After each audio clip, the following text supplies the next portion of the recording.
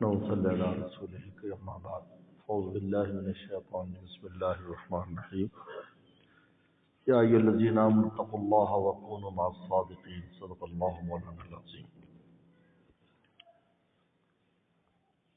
اللہ تعالیٰ نے اس آیت مبارکہ میں تین باتیں بیان فرمائی۔ یا ایھا الذین آمنوا، یہ خطاب کیا ہے ایمان والوں، اور آمنو میں وجہ خطاب ہے کہ میں اللہ تم سے اس لیے مخاطب ہوں کہ تم مجھ پر ایمان رکھتے ہو،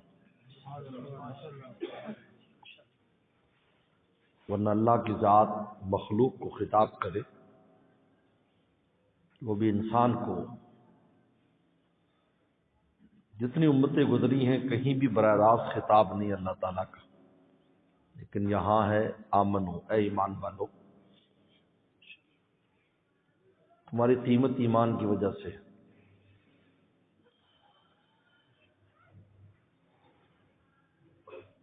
اتقوا اللہ، یہ دوسری بات فرمائے، تقوی اختیار کرو، نفس اور شیطان سے لڑو۔ تقوی کا معنی ہے نفس و شیطان سے لڑنا۔ غیبت لڑائی کی ہے، اس لیے کہتے کہ جو آدمی، جو یار اور دوست انسان کا مشکل میں کام نہ آئے، لڑائی بڑائی میں کام نہ آئے اور کھانے کے وقت حاضر ہو، تو اس کی دوستی قابل اعتبار نہیں۔ اسی طرح جو انسان کھانے پینے کے ٹائم تو اللہ کو مانتا ہے اور جب نفس اور شیطان سے لڑائی کا موقع ہے تو بھاگ جائے، وہ اللہ کا بندہ نہیں ہے۔ پتہ تو آزمائش میں لگتا ہے، لڑائی میں پتہ چلتا ہے کون لڑتا ہے۔ اس لیے اللہ تعالیٰ نے پیغمبر السلام کے غزوات اٹھا کے دیکھ لیں تو منافقین کو جو مجاہدین سے الگ کیا ہے، وہ نمازوں میں الگ نہیں ہوئے، نمازوں میں ساتھ نمازیں پڑھتے تھے، ہر چیز میں ساتھ تھے، لیکن جب لڑائی کے موقع آیا تو اس وقت وہ بھاگ گئے۔ اللہ تعالیٰ نے فرمایا کہ دیکھو مخلصین اور منافقین میں فرق ہو گیا، خبیث اور طیب میں فرق ہو گیا۔ کس وقت؟ جب جہاد کا موقع آیا۔ تو معلوم ہوا کہ آزمائش جو آتی ہے وہ انسان پر وہ اس طرح آتی ہے کہ وہ دیکھتا ہے، اللہ تعالیٰ دیکھتے ہیں کہ نفس اور شیطان سے کون لڑتا ہے اور کون نہیں لڑتا ہے۔ اگر نفس اور شیطان سے لڑتا ہے فرمایا ہمارا دوست ہے، اگر نہیں لڑتا ہمارا دوست نہیں، چاہے کتنی نمازیں پڑھتا ہو، روزے رکھتا ہو، حج عمرے کرتا ہو، لیکن نفس و شیطان سے لڑائی کے وقت کمزور پڑ جاتا ہے اور بالکل ہی نفس و شیطان کا مقابلہ نہیں کر پاتا، تو اس کو نمازی ہونے کا ثواب تو ملے گا اور اس کو روزے دار ہونے کا اجر تو ملے گا اور حج اور عمرے کا اجر تو ملے گا، لیکن اس کو ولایت اور دوستی نہیں دیں گے۔ دیکھیں مسلم شریف کی حدیث ہے کہ سب سے پہلا طبقہ جس کی سفارش کی جائے گی جہنم میں جائے گا، تو اس کے بارے میں ان کے ساتھی اللہ کے دربار میں کہیں گے کانو یصلون معنا ویصومون ویحجون، وہ ہمارے ساتھ نمازیں بھی پڑھتے تھے، روزے رکھتے تھے، حج بھی کرتے تھے، اللہ وہ جہنم میں چلے گئے۔ اللہ فرمائیں گے اچھا، سفارش رسول صلی اللہ علیہ وسلم کی سفارش اور دوسری سفارش سے ان کو نکالا جائے گا۔ تو دیکھو ان اعمال کے باوجود بھی وہ جہنم میں چلے گئے، کیوں؟ اس لیے کہ نفس و شیطان سے نہ لڑ سکے، جہنم میں چلے گئے۔ ورنہ اگر وہ متقین ہوتے تو کس مقام پر ہوتے؟ ان المتقین فی جنات والنہار فی مقعد صدق عند ملک مقتدر۔ متقین جو وہ جنتوں میں ہوں گے اور باغات اور نہروں میں ہوں گے اور اللہ تعالیٰ کے پہلو میں بیٹھے ہوں گے، دوست جو ہوں گے اللہ تعالیٰ کے۔ وَاتَّقُوا اللَّهَ، اے ایمان والو تقوی اختیار کرو، نفس اور شیطان سے لڑنا سیکھو، ہمت پیدا کرو۔ یہ نہیں ہے کہ انسان سے کامل طور پر ایسا ہو جائے کہ اس سے کوئی گناہ ہی نہ ہو، ایسا نہیں ہے، لیکن لڑتا رہے، کھڑا رہے۔ اگر مار کھائے تو 4 دھپے لگائے بھی، نہ چت کر سکے نفس کے پہلواں کو، تو یہ ہاتھ پاؤں بھی ڈھیلے نہ ڈالے، ارے اس سے کشتی تو ہے عمر بھر کی، کبھی تو دبا لے کبھی وہ دبا لے، چلتا ہے۔ یہ کیا کہ انسان چاروں شان چت گر جائے اور کہا کہ جی کیا کریں جی، کیا کریں جی، کیسے ہو سکتا ہے، کیسے بچ سکتے ہیں جی؟ نہیں، یہ مومن کا کام نہیں، وہ لڑتا رہے۔ اسی وجہ سے قرآن مجید میں امام بیضاوی بہت بڑا انسان ہے، بہت بڑا مفسر ہے، وہ قرآن مجید کی جو شروع کی آیت ہے ھدی للمتقین، کہ قرآن ہدایت ہے متقین کے لیے، تو اگر متقین کے لیے ہے تو پھر دوسرے لوگ کیسے فائدہ اٹھائیں گے؟ تو اس نے وہ ایک جملہ بڑھا دیا، السائرین الی التقوی، جو تقوی کی کوشش میں لگے ہیں ان کے لیے بھی راہ ہدایت ہے، حالانکہ ابھی متقین نہیں بنے لیکن تقوی کی کوشش میں، سائرین یعنی تقوی کی جانب چلنا شروع کر دیا کہ جی گناہ نہیں کریں گے، بس اب یہ آزمائش کر رہے ہیں، محنت کر رہے ہیں، کبھی ہو جاتا ہے پھر لگ جاتے ہیں۔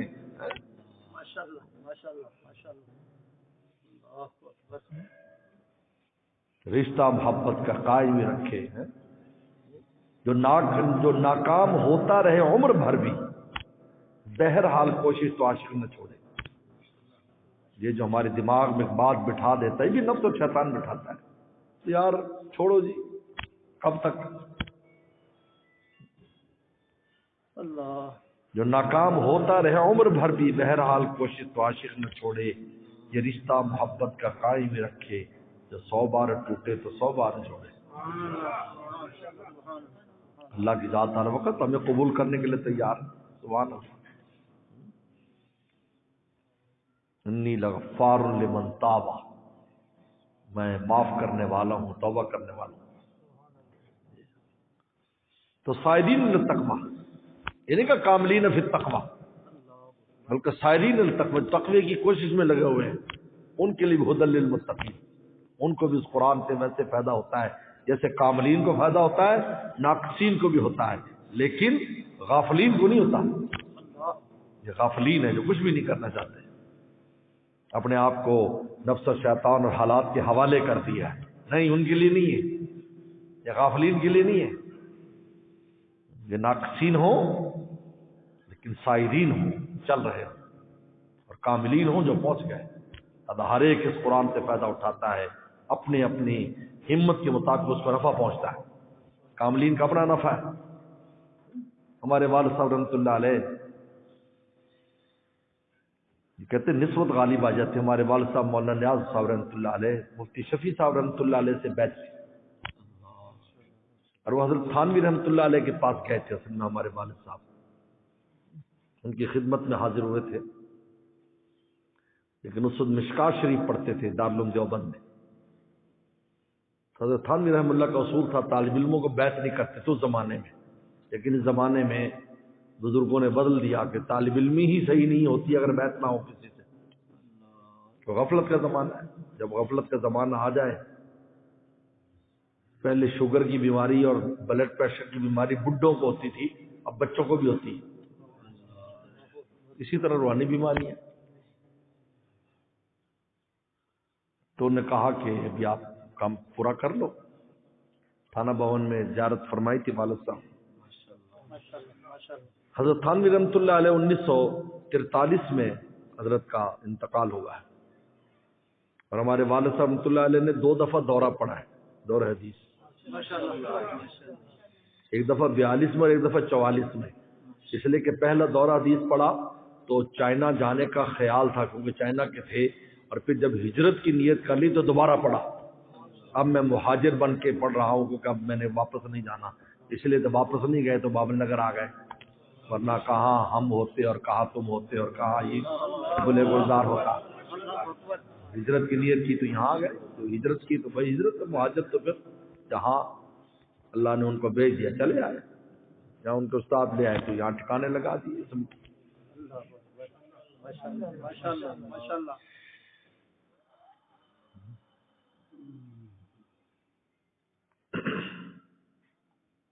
تو حضرت تھانوی رحمۃ اللہ علیہ کو 1942 میں پھر رابطہ کیا جب دورہ حدیث کر لیا.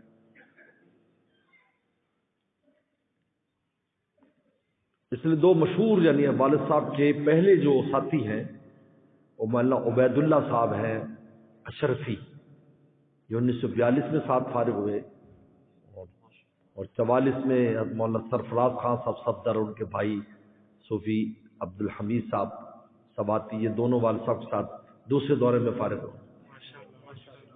بعض پہلے دورے کے ساتھی ہیں، بعض دوسرے دورے کے ساتھی. خیر، تو حضرت نے لکھا کہ بھائی میں اب ضعیف ہوں، میرے کسی خلیفہ سے بیعت ہو جاؤ. تو والد صاحب نے استخارہ کیا. جب استخارہ کیا تو استخارہ میں والد صاحب نے مجھے بتایا کہ میں اور میری والدہ بیٹھے ذکر کر رہے ہیں، اور ساتھ ہی دیوار کے دوسرے مفتی شفیع صاحب رحمۃ اللہ علیہ استاد تھے دارالعلوم دیوبند میں، وہ ذکر کر رہے ہیں، تو ان کی آواز ہمیں آ رہی ذکر کی. تو میں صبح اٹھا تو میرے دل میں آیا کہ مجھے اشارہ ہے کہ مفتی صاحب سے بیعت، تو مفتی شفیع صاحب سے بیعت ہو گیا. چنانچہ ہمیشہ کراچی سال میں ایک بار ان کی زیارت کے لیے جاتے، ان کی صحبت میں بیٹھتے. بعد میں ان کی وفات کے بعد ان کی اولاد سے ملنے کے لیے جاتے تھے. بہرحال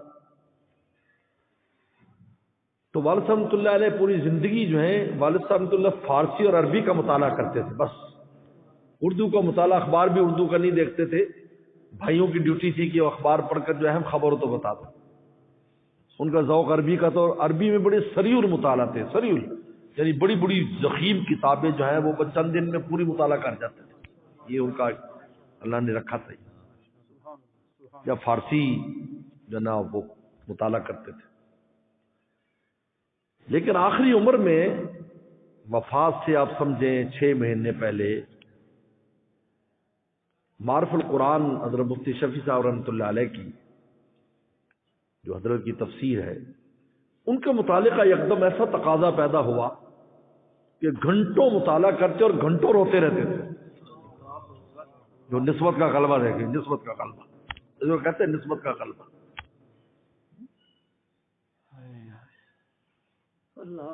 تو میں نے والد صاحب سے پوچھا کہ آپ کیوں اتنا روتے ہیں؟ تو ٹھنڈی آہ بھر کر اب قرآن میں جو سمجھ میں آیا ہے میں بتا نہیں سکتا. یہ جو ہدی للمتقین کہا ہے تو کاملین کی جو چیز سمجھ میں آتی ہے وہ ناقصین نہیں سمجھ سکتے. ہر ایک کی سمجھ کا اپنا مقام ہے. اس لیے حضرت ابراہیم علیہ السلام نے کہا تھا کہ اے اللہ تعالیٰ میں دیکھنا چاہتا ہوں زندہ کیسے کرتے ہیں. اللہ تعالیٰ نے اولم تؤمن، تو ایمان نہیں رکھتا کہ میں زندہ کر سکتا ہوں؟ قال بلا، نہیں میں ایمان رکھتا ہوں. یہ سوال اللہ نے کیوں وارد کیا؟ اس لیے وارد کیا کہ کہیں کوئی کوڑ مغز پیغمبروں کا گستاخ یہ نہ کہہ دے کہ ابراہیم صلی اللہ علیہ وسلم کو شک و شبہ تھا. اولم تؤمن، اللہ نے وہیں سوال کر کے جواب واضح کر دیا کہ نہیں، ہمارے ابراہیم کو شک نہیں تھا، ولکن لیطمئن قلبی، لیکن میں دل کے اطمینان کے لیے میں دیکھنا چاہتا ہوں کہ آپ مردوں کو زندہ کیسے کرتے ہیں. تو ہمارے شیخ فرمایا کرتے تھے، حضرت علی کرم اللہ وجہ فرمایا کرتے تھے، لو کشف الغطا مزدت یقینا، کہ اگر یہ زمین آسمان کا پردہ ہٹ جائے تو میری یقین میں کوئی اضافہ نہیں ہوگا، میرا یقین پہلے سے اتنا کامل ہے. ہمارے شیخ فرماتے تھے ابراہیم السلام جس مقام کی بات کر رہے ہیں حضرت علی کو اس مقام کا علم بھی نہیں ہے. ہر ایک کا اپنا مقام ہے.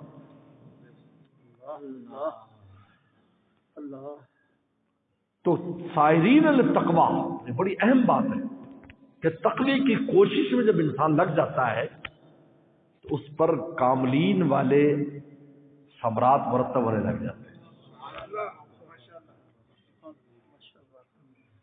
فرمایا اتقوا اللہ، تقوی اختیار کرو، نفس اور شیطان سے لڑو. بس ان دو لڑائیوں کا نام تقوی ہے. سن لو، بس سیدھی سی بات ہے کہ جب نفس کو تقاضا کرتا ہے یا شیطان دل و دماغ میں کوئی وسوسہ ڈالتا ہے، اس وقت دیکھیے اگر اللہ رسول کے خلاف ہے تو ڈٹ جائے، پھر اگر گر بھی جائے تو کھڑا ہو جائے. اس طرح سے ہم نے طے کی منزلیں، اس طرح سے ہم نے طے کی، گر پڑے گر کر اٹھے اٹھ کر چلے، گر پڑے گر کر اٹھے اٹھ کر چلے۔ صرف پڑے رہنا انسان کو یہ تباہ کرتا ہے۔ جو انسان چلتا پھرتا رہتا ہے، چلتا ہے، چاہے کچرے کی چال بھی چلے، ایک دن انشاءاللہ منزل پر پہنچ جائے گا۔ اور حضرت جنید بغدادی رحمۃ اللہ علیہ فرماتے، کتنے لوگ جو زندگی میں کوشش کرتے رہے اللہ کی ولایت اور دوستی کے لیے، لیکن اپنی کمزوری سے نہ پہنچ سکے، موت سے پہلے ان کے سر پر تاج ولایت رکھ کر ولیوں میں شمار کر کے لے گیا تھا۔ صاحب جنید بغدادی رحمۃ اللہ نے بات لکھی ہے، بالکل صاف لکھا ہے۔ اللہ تعالیٰ ارحم الراحمین ہے۔ ایک آدمی کوشش کرتا ہے پھر گرتا پڑتا رہتا ہے، وہ آخری وقت میں اس کو وہ اس کی نعمت دے دیتے ہیں۔ دنیا میں میرے اور آپ کی نظر میں عامی تھا، لیکن آخرت میں ولیوں کے ساتھ کھڑا ہے۔ کیوں؟ اس لیے کہ بھی کوشش کرتا رہتا تھا، لیکن بس کمزوری کی وجہ سے گر پڑتا تھا، لیکن لگا ہوا تھا۔ اللہ تعالیٰ فرماتے ہیں بھائی اب آخر میں لے جانا تو ہمارے پاس ہے، ہم نے ہمارے ذمہ ہے نا، اب ہم اس کو ڈگری دے کے لے جاتے ہیں، ڈگری والوں میں شمار کر دیا۔ اب تیسری بات فرمائے کونوا الصادقین، کمال تقویٰ کہاں سے آئے گا؟ صادقین کی صحبت سے، صادقین کی صحبت سے کمال تقویٰ ملے گا تمہیں۔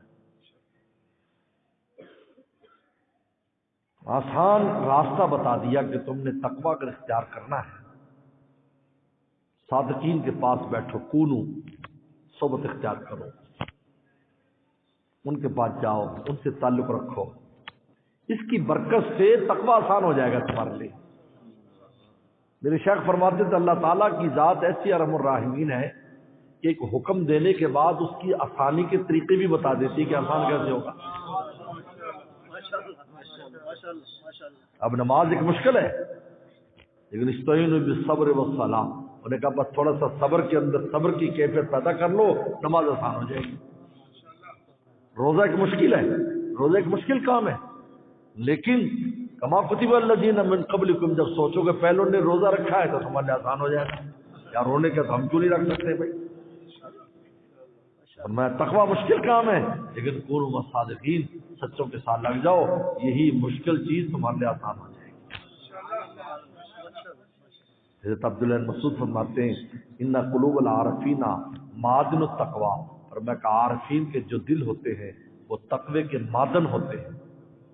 معدن وہ ہوتا ہے جب کان کا مطلب ہے جس میں سے جتنا چاہے مال نکال لو، ورنہ تو انسان دکان سے فیکٹری سے تو تھوڑا بہت مال لے گا، لیکن کان میں تو ٹرک کے ٹرک بے شمار مال ہوتا ہے۔ تو معدن التقویٰ کہا، یعنی جتنا چاہے تقویٰ نکال لو۔ اس لیے حضرت شاہ عبد الغنی پھول پور رحمۃ اللہ علیہ ہمارے دادا مرشد فرمایا کرتے تھے، اس لیے میں نے ہمارے دادا مرشد شاہ عبد الغنی پھول پور رحمۃ اللہ علیہ کی میں نے زیارت کی ہے۔ اپنا یہ جو اس طرف یہ جہاں حال بنا ہے، یہاں حضرت کی نعش مبارک رکھی ہے، اور ان کا حضرت کا جنازہ پڑھا جائے گا تو میں بھی پاس ہوں۔ تو میں نے اپنے شیخ کو یہ خواب سنایا اور میں نے بتایا میں نے ایسی شکل و صورت کا دیکھا، اور میں بالکل تم نے صحیح دیکھا، اور کہا کہ حضرت کا بھی خاص فیضان تمہیں ملے گا۔ یہاں زیارت کی الحمدللہ اس مسجد میں جہاں افتتاح تشریف فرما ہے، اس مسجد میں میں نے الحمدللہ نبی کریم صلی اللہ علیہ وسلم نے یہاں نماز پڑھائی، اور صحابہ اکرام کا اتنا مجمع تھا کہ ہمیں زور کی نماز پڑھائی پیغمبر اسلام نے، اور یہ جو آخری صحن کی صف ہے، ہم طالب علموں کو، استادوں کو مدرسے کے وہاں جگہ ملی، اور میں اس بات پر خوش ہو رہا تھا کہ اب نبی کریم صلی اللہ علیہ وسلم کے زمانے کے لوگ ہیں کہ آپ کے پیچھے نماز پڑھ رہے ہیں۔ میں بہت سے طلبہ کو بھی جانتا ہوں، وہ تو فارغ ہو گئے، اب یہ عرصہ ہو گیا کہ وہ ہم نے ان کو دیکھا کہ وہ بھی وہاں پر ہمارے ساتھ نماز پڑھ رہے ہیں۔ تو شاہ عبد الغنی پھول پور رحمۃ اللہ علیہ فرماتے تھے، ہمارے شیخ نے فرمایا کہ ایمان کے بعد سب سے بڑی نعمت ایسا شیخ اور ایسا انسان مل جانا ہے جس سے آپ کو روحانی لگاؤ ہو جائے۔ فرمایا اب جتنا چاہے مال لے لو، یہ وہی بات ہے عبداللہ بن مسعود۔ ان قلوب العارفین معادن التقوی، کیونکہ انسان کے جب دل لگ جاتا ہے کسی اس کے ساتھ، اللہ کے کسی غلام کے ساتھ، تو بس اب تقوی منتقل ہونا شروع ہو جاتا ہے۔ یہ عجیب بات ہے، ایک انسان کوشش کرتا رہتا ہے اور ایک ادھر سے آ رہا ہے، ڈبل کام ہو رہا ہے، ایک کوشش کر رہا ہے کہ ادھر سے آ رہا ہے، دوسری طرف سے آ رہا ہے۔ جیسے سرکاری ملازم کوشش بھی کرتا رہتا ہے اور کوشش کر کے تنخواہ لیتا ہے، لیکن جب وہ ریٹائر ہوتا ہے تو گورنمنٹ خود بھی اپنے پیسے بھی اس میں شامل کر دیتی ہے، اور فارغ ہوتا ہے تو بہت بڑی اماؤنٹ اس کے پاس آ جاتی ہے، گھر بنا لیتا ہے، یہ کر لیتا ہے، وہ کر لیتا ہے۔ زندگی میں جھونپڑی میں اس نے گزارا ہو تو یہاں ایک کوشش سے تقویٰ آ رہا ہوتا ہے، اور پھر قلوب العارفین سے جب تقویٰ آتا ہے تو کاملین میں سے ہوتا ہے۔ کتنا آسان بات ہے، کونوا صادقین۔ لیکن صحبت صحیح طریقے پر، سب سے پہلا صحبت کا قدم یہ اخلاص ہونا چاہیے، مخلص ہو، اخلاص سے صحبت اختیار کرے، دو نمبری نہیں ہونے چاہیے اس میں۔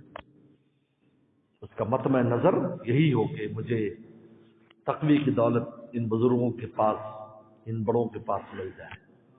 اس لیے حضرت نے لکھا ہے، حضرت تھانوی رحمۃ اللہ علیہ نے، کہ جس نے بھی اخلاص کے ساتھ کسی اللہ کے دوست اور اس کے غلام کے ساتھ تعلق رکھا ہے، لگایا ہے، فرمایا وہ کبھی ناکام نہیں ہوا۔ اگر کاملین میں سے نہیں ہوا ہے تو تائبین میں سے ہو کر ضرور دنیا سے گیا ہے۔ اور انہ یحب التوابین، اور تائبین کی جماعت بھی وہ ہے جو خدا کو محبوب ہے۔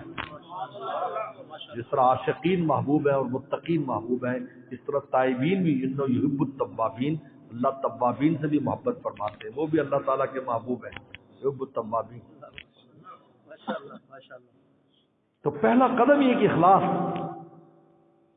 اور دوسرا دل دے دے، اپنا دل ان کو دے دے۔ اس لیے مولانا رومی فرماتے دل مداح اللہ بمہر دل خوشاں، اپنا دل ان کو دینا جن کا دل اللہ کی محبت میں اچھا ہو گیا ہے، تو تیرے دل کو بھی اچھا کر دے۔ فرماتے ہیں مہر پاکاں درمیان دل نشاں، فرمایا کہ نیک لوگوں کی محبت اپنے دل میں پیدا کرو۔ مہر پاکاں درمیان دل نشاں، دل مداح اللہ بمہر دل خوشاں، دل ان کو دینا جن کا دل اچھا ہے۔ ہمارا دل اچھا کر، وہ بیل بوٹے بنائیں گے، اللہ کی محبت کے بیل بوٹے آپ کے دل، ان کو دل دے دو۔ دل مداح اللہ بمہر دل خوشاں، کتنا آسان ہے واللہ، کتنا آسان راستہ اللہ نے کر دیا ہے، کتنا آسان۔ صحابہ اکرام ایک ہی کام کے، رسول اللہ کو چمٹے رہے، کام ہو گیا ان کا، بس آپ کو چمٹے رہے۔ پیغمبر اسلام کا مال لے لیا انہوں نے، آپ کو چمٹ گئے، صحبت اختیار کی۔ تابعین نے صحبت صحابہ کی، تبھی تابعین نے تابعین کی، تینوں زمانوں کو فرمایا خیر کے زمانے، خیر القرون قرنی ثم الذین یلونہم ثم الذین یلونہم، تینوں خیر کے زمانے، اس لیے کہ صحبت ہوتی تھی۔ صحابہ بھی وسلم کو چمٹے رہتے تھے، کہ تھوڑی دیر کے لیے کوئی آیا ہے تو اس نے تھوڑی دیر میں ہی اتنا بڑا حصہ لے کر چلا گیا کہ بس رضی اللہ عنہ و رضوا عنہ کا خطاب اس کو مل گیا۔ تابعین تھے، صحابہ کو چمٹ گئے، تبھی تابعین کو، تینوں کو خیر کا مل گیا، خیر القرون قرنی ثم الذین یلونہم ثم الذین۔ دیکھو یہ کونوا مع صادقین، دل مداح اللہ بمہر دل خوشاں، دل ان کو دینا جن کا دل اچھا ہے، یہ دل۔ تو دوسری چیز جو اخلاص کے بعد دوسری چیز، اپنا دل ان کو دے دو، اپنا دل ان کے ساتھ لگاؤ، اپنا دل متوجہ رکھو ادھر۔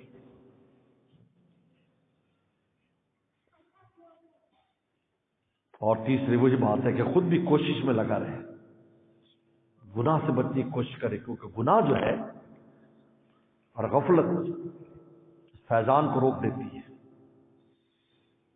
تین چیزیں ہیں جو فیضان کے راستے میں بڑی رکاوٹ ہے۔ پہلی چیز گناہ ہے، انسان جب گناہ میں پڑ جاتا ہے بزرگوں کے فیضان سے محروم ہو جاتا ہے، کیونکہ دل کا برتن ہی گندا ہو گیا تو ڈالیں گے کس میں۔ نمبر دو، بدگمانی، جب بڑوں سے بدگمانی کرتا ہے تو میرے دادا مرشد حضرت مولانا شاہ ولی صاحب رحمۃ اللہ علیہ نے بڑی پیاری مثال دی کہ ایک آدمی ٹوٹی کے نیچے بالٹی رکھے اور اس ٹوٹی کے منہ کے اوپر ایک ڈھیلا مٹی کا رکھ کر اوپر پانی چلائے اور وہ پانی پہلے ڈھیلے پر گرے اور پھر بالٹی میں آئے تو فرمایا کہ وہ پانی مٹریالہ ہوگا، اس میں مٹی ملی ہوئی ہوگی، تو لوگ کہیں گے یار ٹوٹی کا صاف پانی مٹی کیوں ہو گیا؟ تو کہنے والا یہی کہے گا بھائی یہ بیچ میں اس نے ڈھیلا رکھا تھا، یہ اس کا اثر ہے۔ فرمایا کہ جب کسی بزرگ سے اور اللہ والوں سے بدگمانی کرتا ہے تو ان کا فیضان تو صاف آ رہا ہوتا ہے، لیکن وہ ڈھیلے میں سے بدگمانی کے ڈھیلے پہ لگ کے جب دل میں جمع ہوتا ہے تو گندا پانی ہوتا ہے۔ پھر کہتا ہے یار مجھے فائدہ نہیں ہو رہا، بھی تم نے یہ ڈھیلا بیچ میں کیوں رکھا ہے؟ اس کو تو نکالو نا بیچ میں، بدگمانی کا ڈھیلا کیوں رکھا ہے تم؟ یہ بدگمانی ہے، بدگمانی کرنا، اپنی عقل پر اور اپنے علم پر بڑوں کو تولنا۔ حضرت شیخ ذکر رحمہ اللہ کتاب ہے راہ اعتدال، چھوٹی سی کتاب ہے اردو میں لیکن پڑھنے کے لائق، راہ اعتدال چھوٹی سی کتاب ہے، پڑھنے کے لائق ہے۔ اس میں ایک حضرت بات فرماتے ہیں، فرماتے کہ ہمارے والد صاحب مولانا یحییٰ صاحب کاندولی رحمۃ اللہ علیہ، جو مولانا الیاس صاحب رحمۃ اللہ علیہ کے بڑے بھائی تھے، فرمایا کہ وہ کنویں پر تشریف فرماتے سہارنپور کے، اور طالب علم جو ہے وہ پانی جو نکال پر ان کو ڈال رہے تھے کنویں میں سے، ڈول نکالتے تھے اور وہ ڈالتے تھے، اور 20 ڈول ڈلوائے ہوں گے۔ فرمایا اب اگر کوئی کوڑ مغز یہ کہہ دیکھو جی حدیث شریف میں آتا ہے کہ پیغمبر سلام نے تو اتنا پانی استعمال کیا نہانے کے لیے، اور ان کو دیکھو مولانا صاحب نے تو آدھا کنواں خالی کر دیا۔ فرمایا کہ بھائی پہلے تو یہ دیکھو کہ کرنے والا کون ہے، عام آدمی تو ہے نہیں، حضرت گنگوہی کے شاگرد ہیں۔ پھر تم ان سے جا کے پوچھو کہ حضرت آپ نے اتنے ڈول کیوں ڈلوائے؟ حضرت نے فرمایا کہ بھائی مجھے لگ رہی گرمی، تو گرمی کے لیے میں تو نہا رہا ہوں، یہ کوئی فرض غسل نہیں کر رہا، یہ کوئی مسنون غسل، بلکہ میں اس لیے غسل کر رہا ہوں کہ مجھے گرمی بہت لگ رہی ہے۔ تو بھائی جب تک انسان کی طبیعت ٹھنڈی نہ ہو تو پورا سمندر بھی انیل لے تو کوئی خلاف شریعت نہیں۔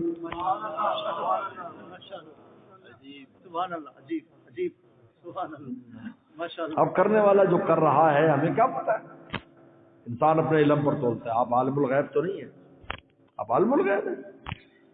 دیکھو جی آپ کو کیا پتا ہو اس کی کیا نیت ہے، ان کا کیا مقصد ہے، یہ اس کے پیچھے حقیقت کیا ہے۔ بدگمانی تو عام مسلمان سے جائز نہیں، چاہے نیک لوگوں کے ساتھ کرے، اپنے شیخ اور مرشد کے ساتھ کرے۔ اللہ۔ اور تیسری چیز ہے ایذا رسانی، تکلیف پہنچانا، بڑوں کو تکلیف، یہ بہت خطرناک ہے۔ حضرت تھانوی رحمہ اللہ نے فرمایا کہ جنہوں نے ایذا پہنچائی بڑوں کو اور بزرگوں کو، نیک لوگوں کو، ان کا ایمان تک سلب ہو گیا۔ محمد تھان فرمان کا ایمان تک سلب ہو گیا۔ ایذا رسانی اتنی خطرناک ہے، ایسی کام کیا، ایسی بات کر دی، ایسے کام کر دی۔ میں نے بتا نہیں اخلاص نہیں ہوتا۔ بول گئے جی حضرت صاحب آپ کے تو بہت مریدین ہیں، میں بڑا مقروض ہوں یار، کسی سے قرضہ ہی لے دو۔ وہ کہتے بھائی ہم آپ کو کیسے قرضہ لے دیں؟ لو جی آپ کیسے بزرگ ہیں، غریبوں کا خیال نہیں کرتے؟ یہی ایسے نالائق ایسے ہم نے دیکھا، بزرگوں کو ایسے کہنے والے لوگوں ہم نے خود دیکھے، اور پھر ان کے ساتھ کیا ہوا۔ بھائی یہ اگر اخلاص ہوتا اس تعلق میں تو اس کی ضرورت ہی نہیں تھی، اس میں آپ یہ بات آنے دیتے؟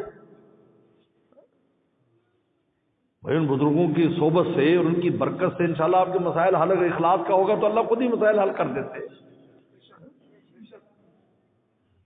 میرے شیخ فرماتے ایک ملازم رکھا تو کام نہیں کرتا تھا، تو حضرت نے اس کو نکال دیا، تو کہنے لگے جی کیسے بزرگ ہے، میری روزی پہ لات مار دی۔ ہم نے فرمایا میں رزاق ہوں، میں رزاق ہوں، میری روزی پہ لات ماری میں نے۔ یہ حالات ایذا رسانی کہتے، ایذا رسانی سے کیا ہوتا ہے پیچھے سے فیضان بند ہو جاتا ہے. کیوں؟ اس لیے کہ بڑوں کا دل بند ہو جاتا ہے. اس آدمی جب دل بند ہو جاتا ہے تو فیضان ہو جاتا ہے. اظہار ثانی کی بہت احتیاط، کوئی ایسا کام نہ کرے.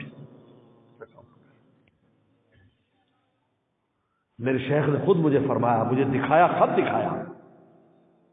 ہمارے حضرت نے شاہ ولی اللہ صاحب رحمۃ اللہ علیہ کو خط لکھا ہندوستان کہ حضرت میں مقروض ہوں، آپ دعا فرما دیں. حضرت نے لکھا کہ میں دعا کرتا ہوں اللہ غیب سے آپ کے قرضے اتارنے کے انتظام فرما دیں. پہلا خط یہ لکھا. 2 مہینے 3 مہینے کے بعد خط، 2-3 مہینے بعد دوبارہ خط لکھا. حضرت نے مجھے وہ خط دکھایا. حضرت کی مجھ پر بڑی شفقت تھی کہ اپنے خاص معاملات میں بھی مجھے وہ دکھاتے تھے اور بتاتے تھے اور فرماتے تھے مولانا میرے گھر کے آدمی ہیں، ان سے کوئی حجاب نہیں. اور وہ فرماتے تھے مولانا مظہر صاحب اور مولانا جلیل دونوں بھائی ہیں، ایک 19 اور ایک 20. حضرت فرماتے تھے. تو مجھے فرمایا کہ دیکھو خط پڑھو. دوبارہ حضرت نے 2-3 مہینے کے بعد لکھا کہ حضرت دعا فرما دیں کہ میرا قرض جو ہے وہ اتر جائے. تو شاہ ولی اللہ صاحب رحمۃ اللہ کا جواب آیا کہ تم نے دوبارہ قرض کا لکھا، اس سے دل میں یہ بات جاتی شاید مجھے تو نہیں اشارہ کر رہے کہ میں تمہارے قرض اتروانے کے لیے کوئی کوشش کروں. آئندہ نہ لکھنا، بس اتنا لکھنا کہ اللہ جملہ مقاصد حسنہ پورے فرمائے. یہ ہے. حالانکہ حضرت کی ایسی کوئی نیت نہیں تھی، لیکن یہ تربیت کا حصہ ہے. ہاں تو سراہتن کہہ دیتے جی فلانا کام کرا دو، کام نہ ہو تو برا بلا کرنا شروع کر دیتے. ساری مریدی ختم، ساری مریدی ختم، ساری شاگردی ختم، ساری شاگردی ختم.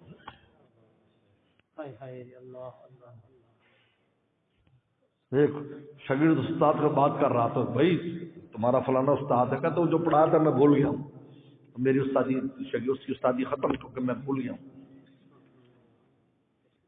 بھائی روٹی آدمی کھائے بھول جائے تو خون تو بنا ہوا ہے نا اس کا.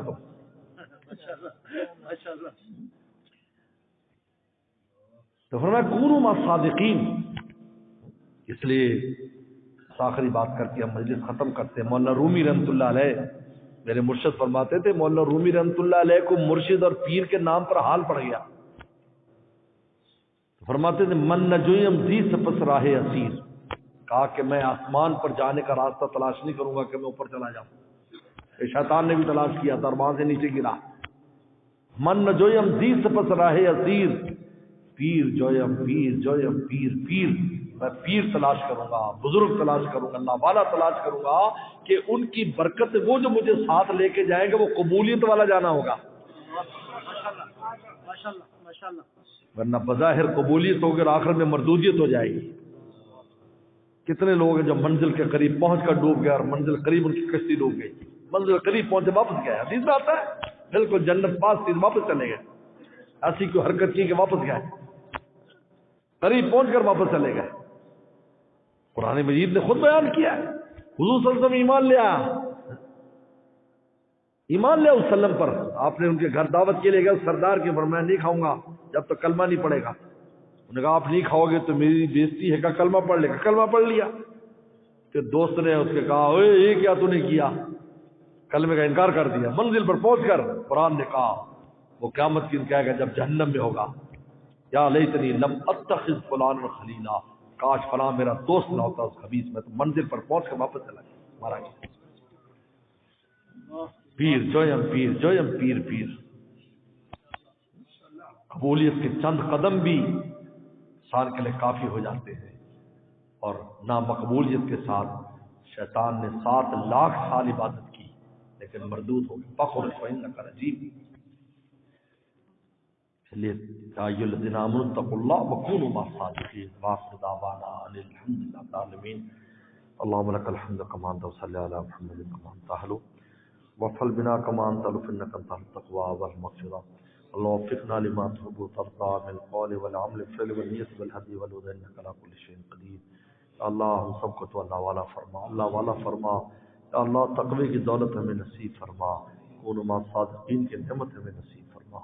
یا اللہ یا اللہ کل کو یا اللہ یہ ساتھی قریب اور دور سے یا اللہ بخاری شریف کے مبارک اجتماع میں شرکت کے لیے آئے ہیں یا اللہ ان سب کے آنے کو قبول فرما، اور بھی جو لوگ آ رہے ہیں یا اللہ سب کے آنے کو قبول فرما، کل عافیت کے ساتھ یا اللہ اختتام بخاری شریف اور دستار بندی کے یا اللہ جلسے کو عافیت کے ساتھ مکمل فرما، اور اس کی خیر و برکت ہم میں سے ہر ایک کو عطا فرما، ہر ایک کو نصیب فرما یا اللہ سردی کی شدت کو کم فرما، یا اللہ سردی کی شدت کو کم فرما یا اللہ آنے والوں کا عافیت کے ساتھ آنا اور عافیت کے ساتھ جانا فرما، یا اللہ ہر طرح کے انتظام عافیت کے ساتھ فرما، اللہ کسی کو کوئی تکلیف نہ ہو یا اللہ ہم کچھ نہیں کر سکتے یا اللہ سب معاملات آپ کے ہاتھ میں، اللہ لا سہلا الا ما جعلته سهلا وانت تجعل الحزن سهلا اذا شئت، اللهم لا سهل الا ما جعلته سهلا وانت تجعل الحزن سهلا اذا شئت، اللهم عافنا واعف عنا، اللهم يسر لنا امورنا مع الراحة لقلوبنا وابداننا والسلامة العافية في ديننا ودنيانا، وكن صاحبنا في سفرنا وخليفة في اهلنا واطمس على ولي اعدائنا، اللهم عافنا واعف عنا، یا اللہ ہم سب کی جو بھی حاجات اپنے خزانوں سے پوری فرما، ہماری سب سے بڑی حاجت آپ کی ولایت اور دوستی، یا اللہ مرنے سے پہلے یہ نعمت ہمیں نصیب فرما، ہمیں بھی ہماری اولاد کو قیامت تک آنے والی ہماری نسلوں کو اللہ والا فرما، یا اللہ جو دوست نہیں آ سکے آنا چاہتے تھے یا اللہ ان کو آزار پیش آ گئے، یا اللہ ان کے جذبوں کو قبول فرما، یا اللہ ان کی بھی حاضری کو قبول فرما، اور جو حاضر ہو گئے حاضر ہو رہے ہیں یا اللہ ان کی حاضری کو قبول فرما، یا اللہ جن بزرگوں نے حضرت والد صاحب مولانا سید بدر عالم بیٹی رحمۃ اللہ علیہ، حضرت مولانا یوسف دھانوی صاحب، میرے شیخ شاکر صاحب جو یہاں تشریف لاتے رہے، اور کتنے بزرگان دین کے انوارات اور برکات یہاں پر شامل ہیں، نبی کریم صلی اللہ علیہ وسلم خاص عنایات یہاں پر شامل ہے، یا اللہ ہم سب کو ان سے مستفید ہونے کی توفیق عطا فرما، ان انوارات اور برکات سے ہمیں مستفید فرما، ہماری دنیا کی زندگی بھی آسان فرما، آخرت کی بھی آسان فرما، دنیا کی حسنات بھی نصیب فرما، آخرت کی حسنات بھی نصیب فرما، اور اس ادارے کو، خانقاہ کو، مسجد کو، تمام شاخوں کو دن دگنی رات چگنی طریقے عطا فرما، یا اللہ اس سے تعلق رکھنے والے ادنا سا بھی اگر کسی کا تعلق ہے یا اللہ اس کو بھی محروم نہ فرما، ربنا تقبل منا انك انت السميع العليم، صلی اللہ تعالی علی خیر خلقی محمد و آلہ وصحبہ اجمعین۔